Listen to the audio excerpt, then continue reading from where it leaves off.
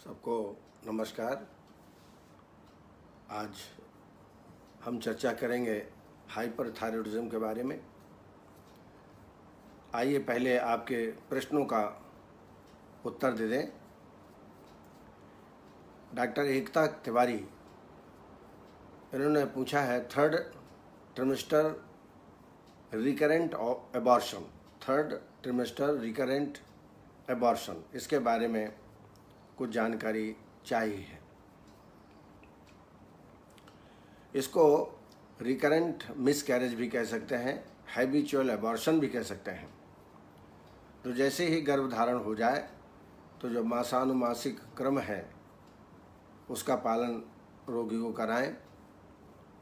1 महीना बीत जाने के बाद धाय पुष्प, मुलहठी और शतावरी, इनका बराबर मात्रा में चूर्ण तैयार कर लें और 1-1 चम्मच दिन में 3 बार दें। इसके अलावा गर्भपाल रस 250 मिलीग्राम, प्रवाल पुष्टि 250 मिलीग्राम और प्रद्रांतक लौह 250 मिलीग्राम, ऐसे दिन में 3 या 4 बार मात्राएं इनका सेवन करें। इसके अलावा शीतल द्रव्य जैसे खीर का सेवन, दलिया का सेवन, तीक्ष्ण पदार्थ, उष्ण पदार्थ और हैवी व्यायाम, बहुत वजनी सामान उठाना, दौड़ना, सीढ़ियों से जल्दी जल्दी उतरना, ये सब परहेज करेंगे तो हो सकता है कि आपका गर्भधारण सफल हो जाए। सुनील रातुरी जी ने बड़ा प्रैक्टिकल प्रश्न पूछा है कि आज के समय में 35 से 45 डिग्री टेम्परेचर वातावरण में रहता है, तो ऐसी अवस्था में हम स्नेहन स्वेदन कैसे कराएं। तो अगर आपको वमन विरेचन कराना है तो आपको स्नेहन स्वेदन तो कराना पड़ेगा और पेशेंट को आप मना भी नहीं कर सकते। तो आप ऐसा करें कि 7 से 9 के बीच आप वाह्य अभ्यंग और वाह्य स्वेदन आप कराएं। थोड़ा टाइम का परिवर्तन आपको करना पड़ेगा। 10 के बाद तो कतई ना कराएं, क्योंकि 10 के बाद तो गर्मी बहुत पड़ने लगती है। आंचल महेश्वरी जी ने प्रीमेच्योर इजैकुलेशन और इरेक्टाइल डिसफंक्शन के ट्रीटमेंट के बारे में जानकारी चाहिए।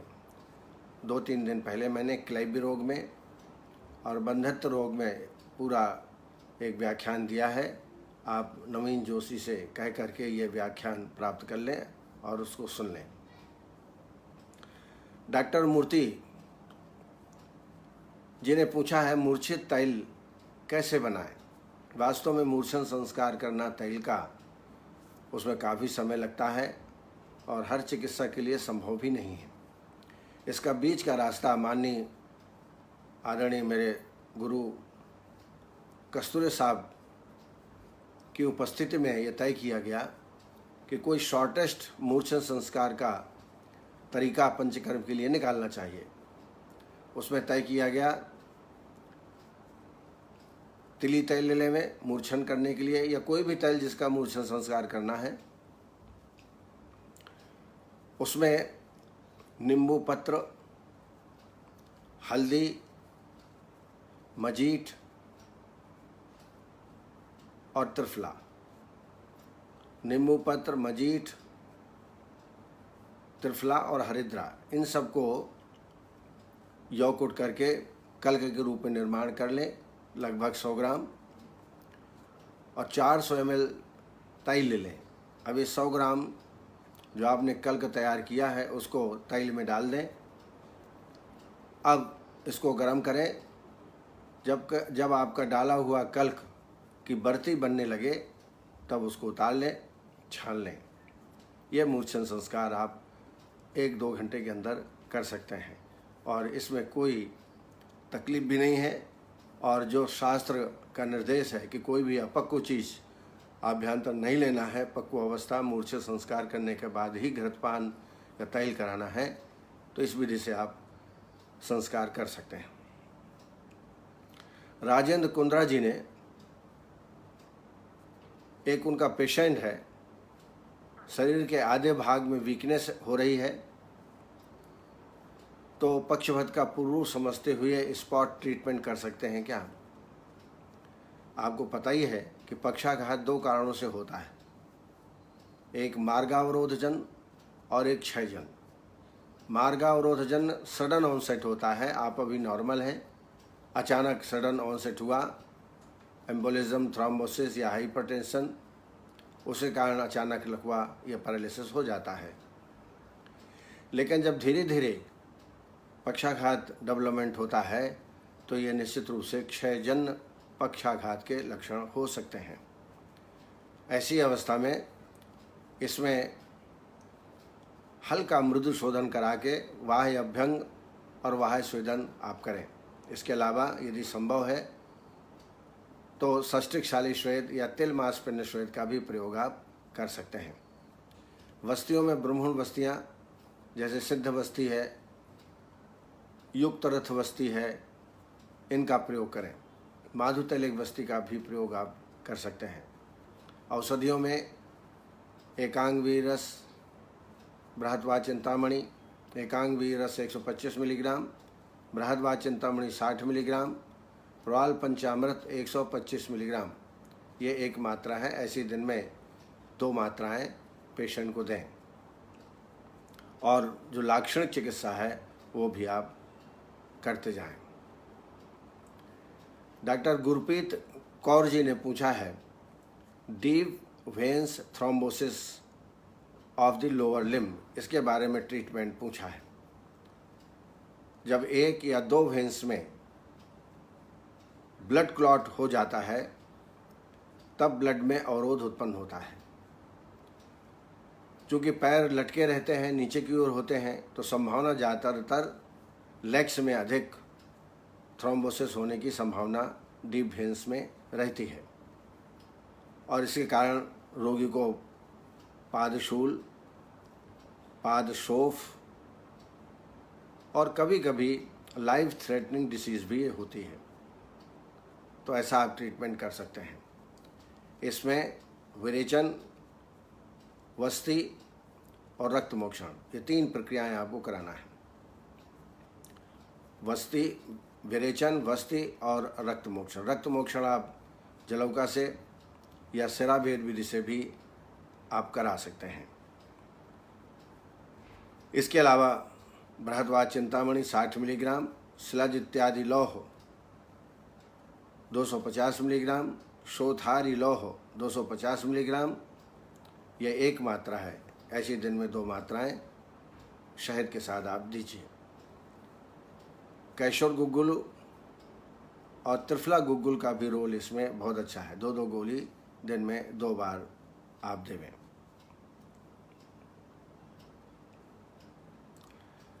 डॉक्टर मानसी नायक ने एट्रियल स्टेनोसिस में भी क्या जो आपने ट्रीटमेंट बताया है स्टेनोसिस में दे सकते हैं? तो बिल्कुल दे सकते हैं। कहीं भी संकोच हो आर्टरी का किसी भी कारण से तो आप दे सकते हैं। रविराज कोंकानी ने एक पेशेंट के बारे में पूछा है, 15 साल की फीमेल है, उसको कर्णस्राव और बधिर दोनों प्रकार के लक्षण मौजूद हैं। तो वास्तव में कर्ण विशेषज्ञ को जरूर दिखाना चाहिए। जब तक आप नहीं दिखाते हैं तब तक बिलवारी तेल, पहले तो बड से अच्छी तरह साफ कर लीजिए कर्ण को। अब बिलवारी तेल 4-4 बूंद दिन में 2 या 3 बार डालें और प्रतिदिन बड्स से उसकी सफाई करें। साथ में सारीवारी बटी 2 गोली दिन में 2 बार, आरोग्यवर्धनी 2 गोली सुबह 2 गोली शाम को, और पंचनिम्न बटी 2 गोली सुबह 2 गोली शाम को। कम सुनाई देता है उसके लिए कुचला का योग जैसे कि अग्नितुंडी बटी या टैबलेट नियो चरक्की है, 2 सुबह 2 शाम को इसका सेवन आप कराएं प्रारंभिक अवस्था में। अन्यथा आप निश्चित रूप से कर्ण रोग विशेषज्ञ चिकित्सक हैं, उनको डायग्नोस करा के ट्रीटमेंट कराना चाहिए। डॉक्टर विजय सैनी ओपीडी लेवल पर बंधता और क्लैब्य का ट्रीटमेंट, तो बंधता और क्लैब्य का बड़ा विस्तृत व्याख्यान हो चुका है। आप डॉक्टर नवीन जी से, जिनका ये पेज है, इस कार्यक्रम के प्रवर्तक हैं, आप उनको फ़ोन करेंगे तो वो आपको व्याख्यान प्रदान कर सकते हैं। राहुल रघुवंशी जी ने फंगल इन्फेक्शन के बारे में जानना चाहा है। इसके बारे में कई बार चर्चा हो चुकी है। आप जो हमने त्वचा रोग का व्याख्यान दिया था उसको आप प्राप्त कर सकते हैं। वैसे जितने भी कुष्ठ रोग हैं, कुष्ठादि बपुहिति कुष्ठम, उन सब में पहले संशोधन कराइए। कोई भी चाहे दद्रु हो, कुष्ठ हो, सोरियोसिस हो, पहले आप वमन, विरेचन, वस्ति और नस्य, इन चारों प्रक्रियाओं का प्रयोग करें। और एक काढ़ा मैं हमेशा बताता हूँ, उसका सेवन करें, उससे स्नान कराएं रोगी को, उसका काढ़ा पिलाएं, उसी से आप निरूह वस्ति और अनुवासन वस्ति निर्माण कर सकते हैं। मुस्त मदनम त्रिफलाकरंज आरगवध कलिंगवाहा दारवी सप्तपर्णाः सिद्धार्थकम नाम चायति। ये चरक संहिता में आप कुष्ठ अध्याय में इस काढ़े को आप दे सकते हैं। और चूँकि इसमें बहुदोष की अवस्था होती है तो बहुदोषा संशुद्ध कोष्ठी बहुसो अनुरक्षा प्राणान, वायु की रक्षा करते हुए बार बार इसमें शोधन की प्रक्रिया करना चाहिए। उसके बाद पंचनिम्ब बटी, महामंजिष्ठादि बटी, कैशोर गुग्गुलु, इनमें से कोई एक या दो आप प्रारंभ करिए। औषधियों में स्वर्णमाक्षिक भस्म 250 मिलीग्राम, गिलोय सत्व 250 मिलीग्राम और तालकेश्वरस 60 मिलीग्राम, ऐसी ये एक मात्रा है। दिन में 2-3 मात्राओं का सेवन रोगी में कराएं। हरिद्राखंड 5 ग्राम सुबह शाम दुग्ध के अनुपान के साथ देना चाहिए। पूरे शरीर में जहाँ भी इस प्रकार के लक्षण हो, जहाँ भी खुजली हो, वहाँ पर चाल मोगरा तेल का लेपन करें। एक दिन चाल मोगरा, दूसरे दिन निम्ब और करंज तेल, इन दोनों को लगाएं तो निश्चित है आपको प्राप्त होगा। लेकिन इसमें धैर्य धारण करने की आवश्यकता है, बहुत जल्दी ये रोग जाता नहीं है। आशा सारगर जी ने प्रीमेच्योर ओवेरियन रप्चर के बारे में जानकारी चाहिए है।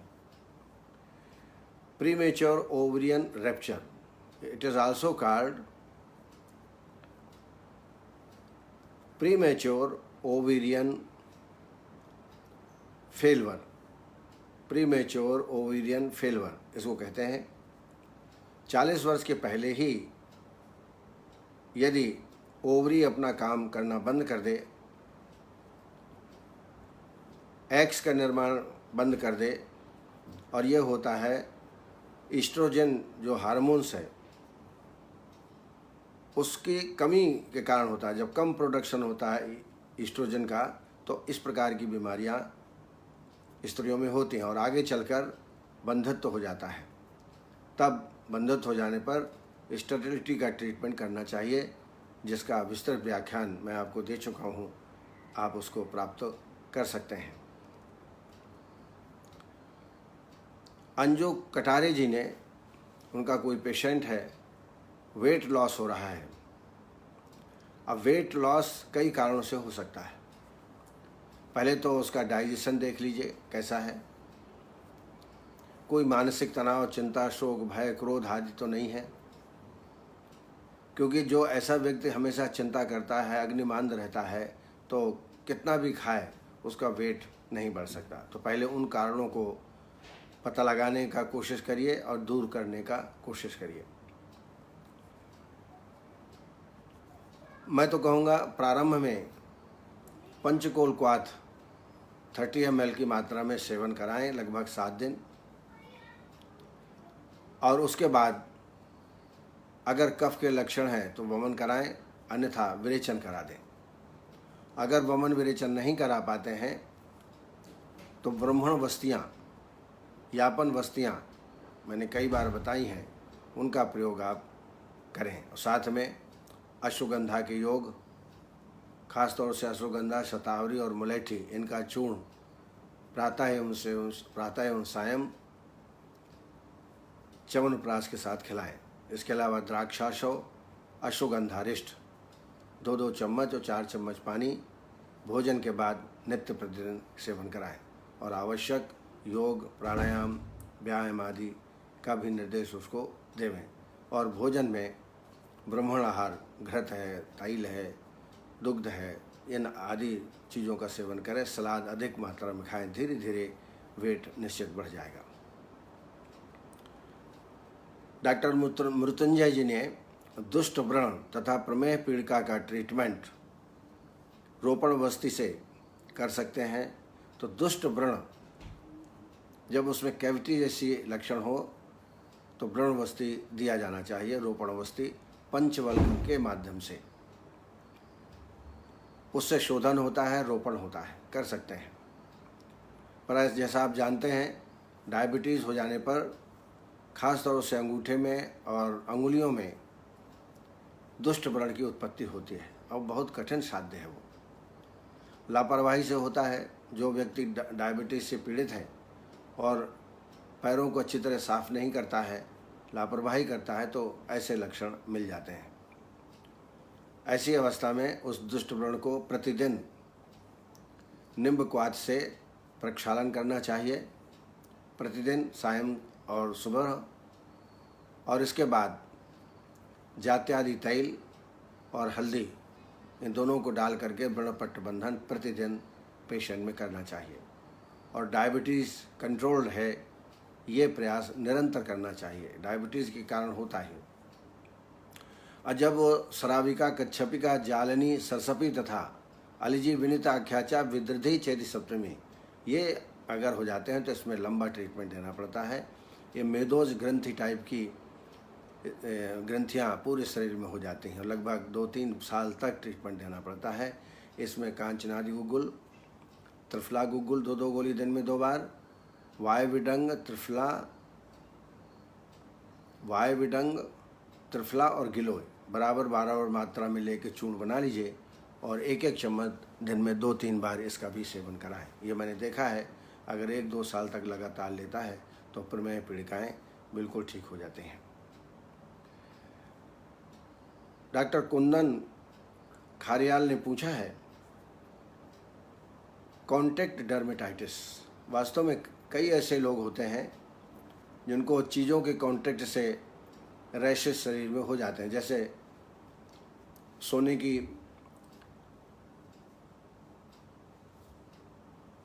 कोई वस्तु गले में धारण करते हैं, उससे एलर्जी कई लोगों को हो जाती है। कई लोगों को सोप, किसी विशेष सोप से एलर्जी होती है। कई लोगों को जो सुगंधित फ्रेग्रेंस आदि होते हैं उनसे एलर्जी हो जाती है और शरीर में रैशेस उत्पन्न हो जाते हैं। इसके माने यह हुआ कि उस व्यक्ति का व्याधि क्षमत्व तो कम है, क्योंकि एलर्जी जब ही होती है जब व्याधि क्षमत्व तो कम होता है। तो ट्रीटमेंट के साथ साथ व्याधि क्षमत्व बढ़ाने वाली चीज़ें भी देना चाहिए। संभव हो तो वमन विरेचन कराएं, क्योंकि रसायन औषधियों का सेवन कराना है तो पहले शोधन कराना आवश्यक है। शोधन कराने के पश्चात आमल की रसायन 5-5 ग्राम दिन में 2-3 बार ब्राह्मी अवलेह के साथ देवें। हरिद्राखंड 5 ग्राम सुबह शाम दुग्ध के साथ सेवन कराएं। इसके अलावा इम्यून सिस्टम से संबंधित जो औषधियाँ बाजार में प्राप्त होती हैं उनका भी सेवन करें। रस औषधियों में सिद्ध मकरध्वज, गंधक रसायन, प्रवाल पिष्टी और गिलोय सत्व।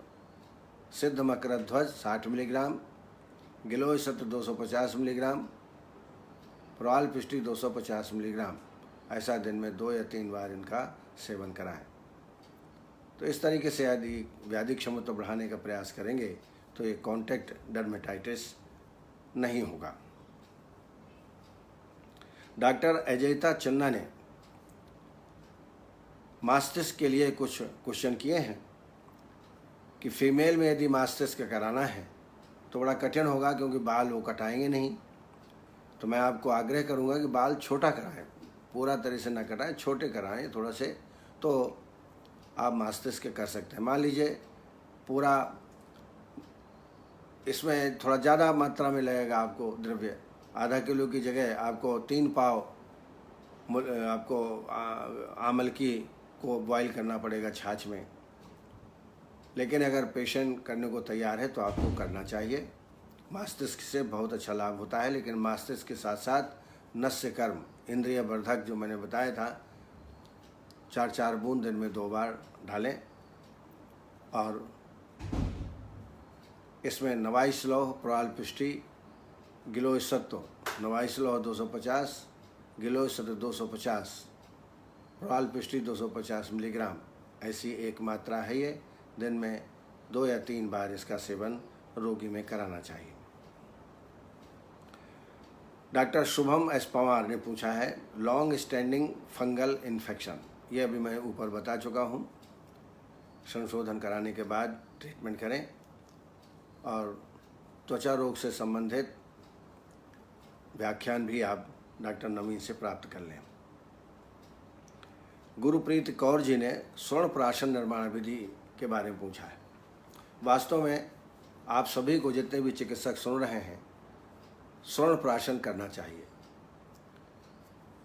बच्चों में स्वर्ण प्राशन करने से व्याधि क्षमता बढ़ता है और इसके माध्यम से आपका प्रचार प्रसार भी बढ़ेगा।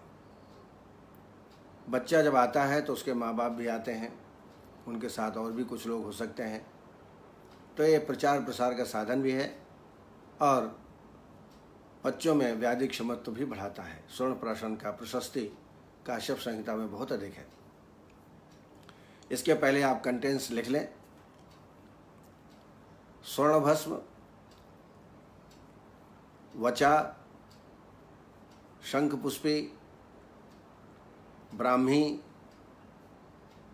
गिलोय, यष्टि मधु, अश्वगंधा, घृत और मधु।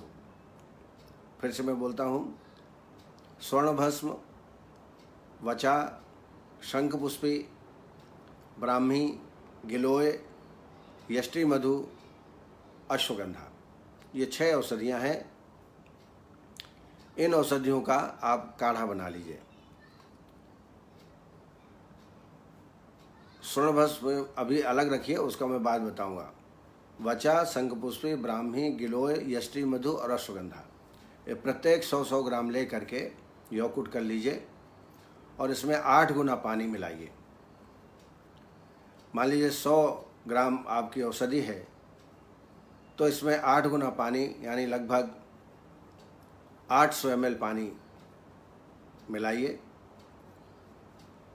नहीं 100-100 ग्राम लिया है तो 600 ग्राम हो गया, इसका 8 गुना, तो लगभग 3 लीटर 3.5 लीटर होता है पानी। और उसको धीमे आंच में काढ़ा को पकाइए, इसको पकाइए, काढ़ा तैयार करिए चतुर्थांश शेष रहने तक।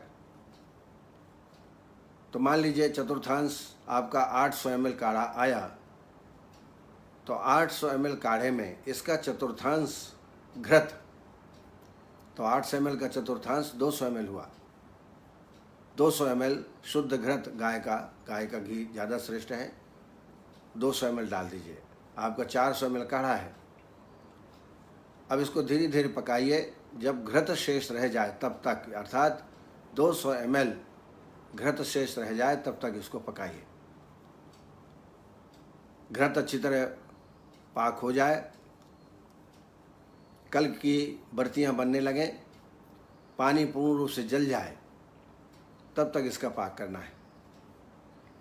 अब मान लीजिए आपने 200 ml घृत तैयार किया पाक करने के पश्चात, तो इसमें 100 ml शहद मिला दें। ठंडा हो जाना चाहिए, पहले घृत को ठंडा कर लें, फिर उसका आधे भाग, अगर 200 ml है तो 100 ग्राम शहद डालें और फिर इसको 2 घंटे तक मर्दन करना है। That is very important. 2 घंटे तक मर्दन करने से उसमें द्रवत्व भाव आ जाएगा और एक रस, दोनों बिल्कुल अच्छी तरह घृत और शहद मिल जाएंगे। 2 घंटे मर्दन करने के पश्चात इसमें 200 mg स्वर्ण भस्म, 200 mg स्वर्ण भस्म डाल करके पुनः 1 घंटे तक मर्दन करें। मर्दन बहुत ही इम्पॉर्टेंट है। 1 घंटे तक पुनः मर्दन करें और मर्दन करने के बाद आप देखेंगे कि वो घृत मधु बिल्कुल एक रस हो जाएगा द्रवत्व भाव उसमें उत्पन्न हो जाएगा। अब इसको कांच की शीशी में अच्छी तरह भर के रख लें। ये स्वर्ण प्राशन विधि कैसे बनाते हैं वो मैंने बताया। एक शॉर्टकट बताता हूँ आपको।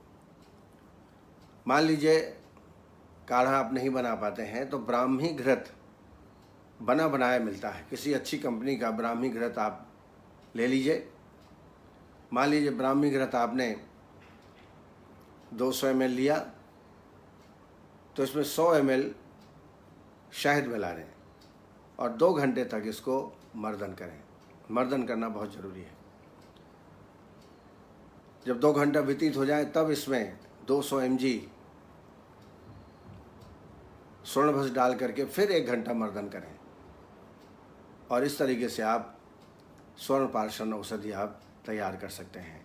फिर आयु के अनुसार से इसको प्रदान करें। पुष्प नक्षत्र से इसको प्रारंभ किया जाता है। ये बहुत ही अच्छी चिकित्सा है। महाराष्ट्र में और कई जगह एक प्रचलन हो गया है और अस्पतालों में पेशेंट अधिक मात्रा में इस वजह से आने लगे हैं, क्योंकि बालक जो होता है, बच्चा जो होता है, वो सबको प्रिय होता है।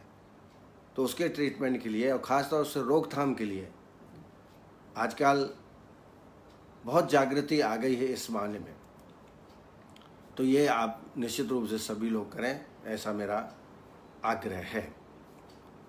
संदीप सिंह जी ने अन्नद्रव और परिणाम शुल्क की ट्रीटमेंट के बारे में पूछा है। तो इन दोनों का व्याख्यान मैं ले चुका हूँ, आप उसको प्राप्त कर लें, क्योंकि फिर जो मूल विषय है उसके लिए समय नहीं बचेगा, तो आप वो लेक्चर प्राप्त कर लें।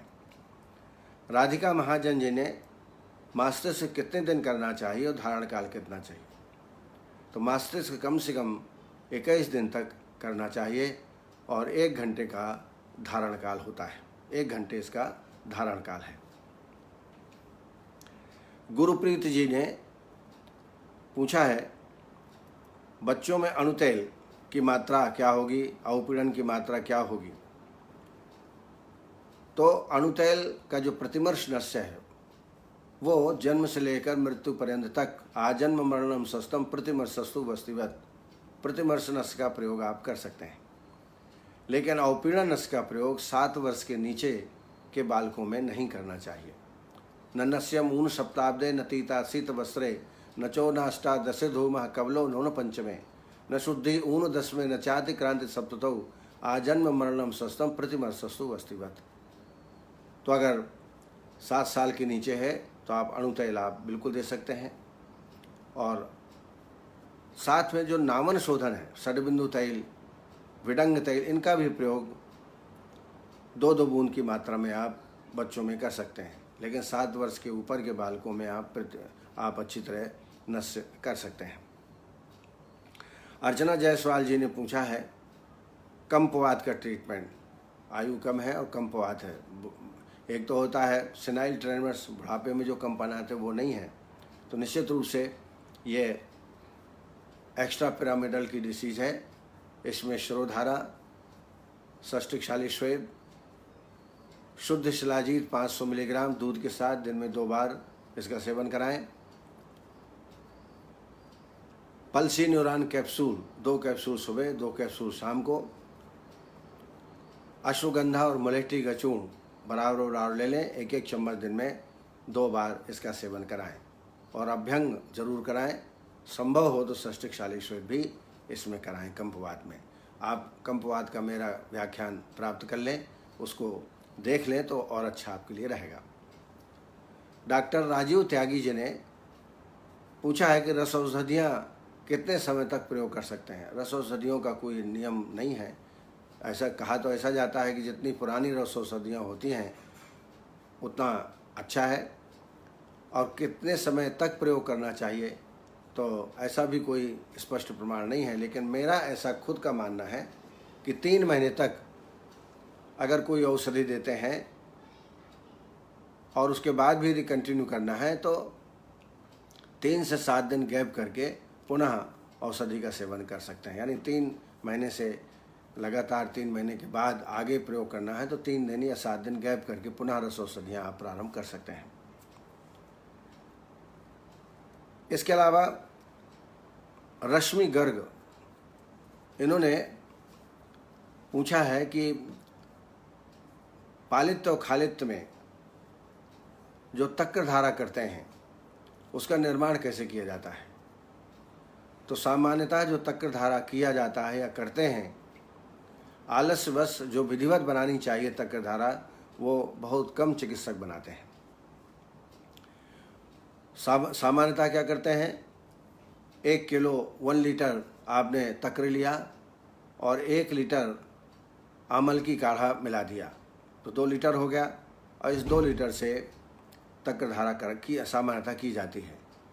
लेकिन ये उतना लाभ प्राप्त नहीं देती है जितना मैं बताने जा रहा हूँ, उसका आप प्रयोग करें। आप मुस्ता लें 200 ml, इसको यौकुट कर लें मुस्ता को, और 1 लीटर पानी और 1 लीटर दुग्ध। 200 ग्राम मुस्ता यौकुट करें, 1 लीटर पानी और 1 लीटर दुग्ध। दुग्ध शेष रहने तक इसको पकाएं। जब 1 लीटर दूध बचे तब तक इसको उबालें, फिर उसी में ठंडा होने दें, छान लें। तो इस तरीके से आपके पास 1 लीटर दूध मुस्ता से सिद्धत आपको प्राप्त हुआ। जब ठंडा हो जाए तब इसमें थोड़ा से दही मिला दें इस दूध में, और रात्रि पर्यंत रखा रहने दें। प्रातःकाल देखेंगे दही में परिवर्तित हो जाता है। अब इस दही में आपके पास 1 लीटर दही है, अब इसमें आमल की काढ़ा 1 लीटर डाल दीजिए, तो टोटल हो गया 2 लीटर। अब इसको अच्छी तरह मथिए। जब मथेंगे तो एक गाढ़ा गाढ़ा थोड़ा रहेगा, घी निकालने की आवश्यकता नहीं है। इतना ज़्यादा मत मथिए कि ऊपर घी निकलने लगे, और इसको मथ करके तक्र धारा का प्रयोग आप रोगी में कराएं। फीमेल में थोड़ा परेशानी जाती है तो बाल छोटे करा दें, ज़्यादा अच्छा है। तो ये जो मैंने आपको तक्र धारा बताई, मुस्तादी तक्र धारा, इसका प्रयोग करेंगे तो खालित पालित में, एलोपेशिया में निश्चित रूप से आपको आराम प्राप्त होगा। इस कार्यक्रम को डॉक्टर रविशंकर शुक्ला जी, उत्कर्ष वर्मा जी, माधव सुधा शर्मा जी और मेरे प्रिय सत्येंद्र कुमार तिवारी जी, दिनेश राज जी, अमर शुक्ला जी, दिनेश राठौर जी, जया गुप्ता जी, संदीप सिंह चौहान, पवन जोगी, सुप्रिया साहू, मोकम्बिका के, गिरिराज प्रसाद शर्मा जी, शिल्पा पारसकर जी, अरुणा वर्मा जी, हरिओम कुलशेष जी, कैलाश चावला जी, संदीप पटवा जी, ममता पटेल, रितिका मंजुला, मृत्युंजय जी, प्रभात पटेल जी, वंदना पाठक जो बहुत अनुभवी चिकित्सक हैं, लखनऊ में हैं, रीना शर्मा जी, अंकिता शर्मा जी, योगेश महाजन, विनय मित्तल जी, विष्णु हारित, संध्या पांडे, अर्चना जायसवाल, जितेंद्र वर्मा जी, रश्मि अग्रवाल, ऐसे अनेकों चिकित्सक इस कार्यक्रम से जुड़े हैं। और इसके अलावा मेरे पास बहुत सारे फ़ोन आते हैं, वो नित्य प्रतिदिन इस कार्यक्रम को देखते हैं। आप सबको बहुत बहुत साधुवाद, धन्यवाद आपको। ऐसे ही आप सीखें और दूसरों को भी सिखाएं, क्योंकि ज्ञान दान जो है सबसे बड़ा दान होता है। इसलिए जितना आप इसको प्रकाशित करेंगे उतना भी आपको ही लाभ होगा। अब आइए हाइपरथायरॉयडिज्म के बारे में चर्चा करेंगे। ये बहुत ही आम व्याधि आजकल है, हाइपरथायरॉयडिज्म और हाइपोथायरॉयडिज्म। आज हाइपरथायरॉयडिज्म के बारे में चर्चा करेंगे। यह रोग पुरुषों की अपेक्षा स्त्रियों में 5 गुना अधिक होता है। हाइपरथायरॉयडिज्म से शरीर के सभी संस्थान प्रभावित होते हैं, सभी पाचन संस्थान, रक्तवात संस्थान, न्यूरोलॉजिकल सिस्टम, सभी संस्थानों में इसका प्रभाव पड़ता है। इसमें T3 और T4 और T4 का रक्त में स्तर बढ़ जाता है। T3 की मात्रा T4 की तुलना में अधिक बढ़ी हुई होती है और साथ में TSH हार्मोन्स है उसकी मात्रा भी बढ़ जाती है। यानी थायराइड की क्रियाशीलता बढ़ जाने से बहुत सारे रोग की उत्पत्ति होती है। इसका मुख्य कारण है ग्रेव्स डिसीज, ग्वाइटर और थायरोडाइटिस और ड्रग्स लगातार कई ऐसी ड्रग्स हैं जो कि लेने से हाइपर थायराइडिज्म हो जाता है। आयुर्वेदिक दृष्टिकोण से देखें तो इसमें पित्त दोष वृद्धि के लक्षण मिलते हैं। इस व्याधि में जठराग्नि तीव्र हो जाती है जिसमें भूताग्नि और धात्वाग्नि क्रिया भी बढ़ जाती है और इसकी वजह से धातुपाक की क्रिया होने से धातुओं का क्षय होने लगता है। फलस्वरूप शरीर का भार व्यक्ति में कम होने लगता है और पित्त वृद्धि के लक्षण प्राप्त होते हैं। यह भस्मक रोग से इसकी तुलना की जा सकती है। कहा जाता है कि अग्नि पहले आहार को पचाती है, फिर दोषों को पचाती है, फिर धातुओं को पचाती है और ये फिर प्राणहर भी हो सकती है। आहारम पचति शिखी दोषान आहार वर्जिताः दोषक्षय पचेत धातुन प्राणात् धातु क्षय तथा प्राण भी ले सकती है। भस्मक रोग आप गृहिणी अध्याय में देखेंगे, वहाँ वर्णन है। वही लक्षण इसमें प्राप्त होते हैं। लक्षण में देखें तो पहला तो ग्वाइटर और नोड्यूलर ग्वाइटर, आप गले में ग्रंथि बढ़ जाती है। पाचन व संस्थान में जो लक्षण होते हैं उसमें एपिटाइट का बढ़ जाना, भूख बढ़ जाना, लेकिन वेट का लॉस रहना, अधिक मात्रा में मल का निकलना, पुनः पुनः अतिसार हो जाना, अरुचि और वमन जैसे लक्षण पाचन व संस्थान में प्राप्त होते हैं। रक्तवाह और श्वसन संस्थान में पाल्पिटेशन बढ़ जाता है, ट्रेकिकार्डिया, पल्स रेट बढ़ा हुआ मिलता है और एंकल में सूजन आ जाती है, स्वेलिंग आ जाती है। एंजाइना के भी लक्षण मिल सकते हैं। डिस्निया, ब्रोंकियल अस्थमा भी हो सकता है। न्यूरोमस्कुलर सिस्टम में जो लक्षण प्राप्त होते हैं उसमें प्रमुख है नर्वसनेस, इरिटेबिलिटी, इमोशनल कॉन्फ्लिक्ट्स, साइकोसिस, मस्कुलर वीकनेस, पीरियोडिक पैरालिसिस। ये लक्षण हाइपरथायराइडिज्म में मिल सकते हैं न्यूरोमस्कुलर सिस्टम में। त्वचागत जो रोग हो सकते हैं उसमें पसीना अधिक आना, खुजली होना, एलोपेशिया, पामर इरिदीमिया, विटिलिगो, डिजिटल क्लेविंग, ये लक्षण प्राप्त हो सकते हैं त्वचागत सिस्टम में। प्रजनन वह संस्थान में amenorrhoea, oligomenorrhoea, then loss of libido, impotence, spontaneous abortion, ऐसे लक्षण प्रजनन संस्थान में प्राप्त हो सकते हैं। नेत्रगत लक्षणों में एक्सोएप्थैलमस, आँखें बाहर निकल जाना, lid retraction, feeling of some foreign body in the eyes, lacrimal gland से स्राव अधिक होना, congestion of eye, loss of visual acuity, ये लक्षण रोगी में प्राप्त हो सकते हैं। अन्य सिम्टम्स में हीट इंटॉलरेंस,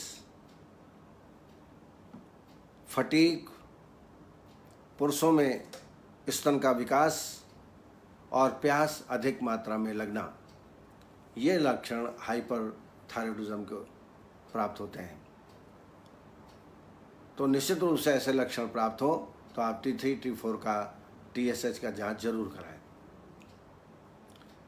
थायराइड ग्लैंड के अंतःस्राव थायरोक्सिन का मुख्य घटक आयोडीन होता है,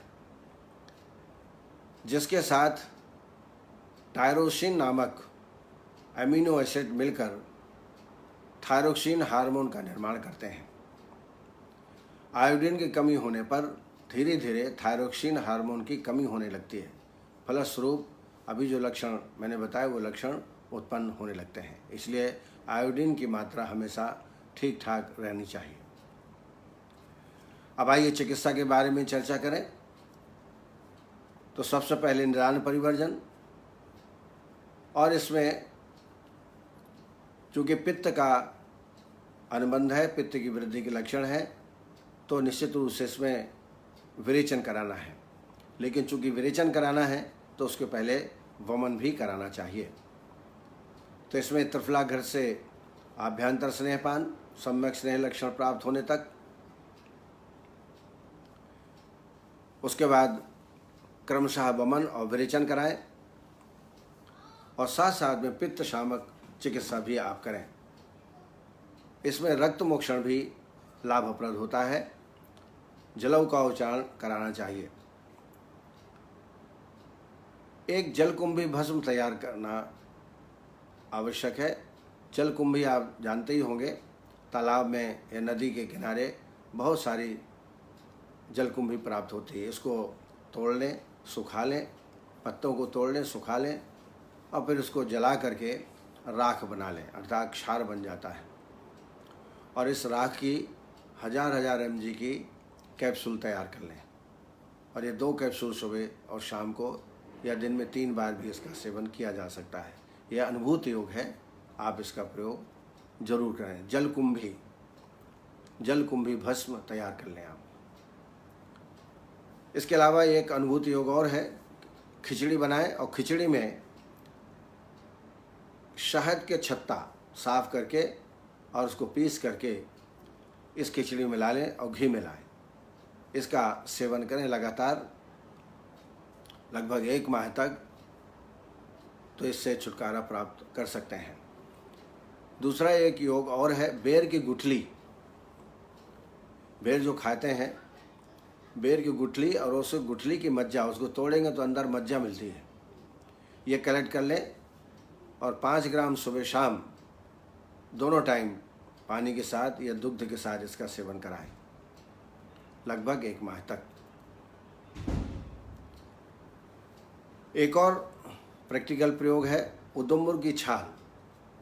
उदुम्बुर जो कि नदी किनारे में प्राप्त होते हैं, उसकी छाल निकाल लें, लगभग 1 किलो के आसपास उसका चूर्ण बना लें, और 20 ग्राम की एक मात्रा है।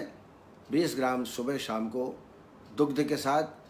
शास्त्र में तो यह कहा है कि स्त्री दुग्ध हो तो ज़्यादा अच्छा, अगर मिल जाए स्त्री दुग्ध तो बहुत अच्छा, नहीं तो गोदुग्ध के साथ इसका 1 माह तक सेवन कराएं।